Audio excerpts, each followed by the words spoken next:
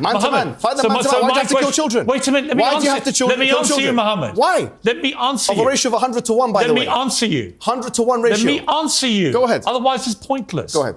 So, I agree that Israel must defend itself. I agree they have to get rid of Hamas because Hamas is wedded to an ideology of existentially removing Israel. Is this acceptable? Wait a minute. I'm coming to your answer. Is this acceptable? I'm coming to your answer. This is not. This is not even a conversation. Wait a minute. Listen, I came all the way from the United States for this debate. Let me finish. And he will not let anyone else speak. And if that's how these shows work, no. You are rude, you are a bully, you just are trying to interrupt people. I'm going to have a chance to speak, or there's no point in doing this show. He did this last time and you allowed him to, but I won't allow him to, because I will never be bullied by a bully. At the moment, let me be clear. Wait a minute. No one's allowing me to answer your question. Go ahead, sir. When you declare war, as Britain did with the Nazis... 100 to 1 ratio. No, 100 of course, to 1. There are combatant to non-combatant ratio. A far higher number of children in Gaza, proportionate to population, than almost anywhere in the world. Piers, so when they go after Hamas... Give me a chance. Very sadly...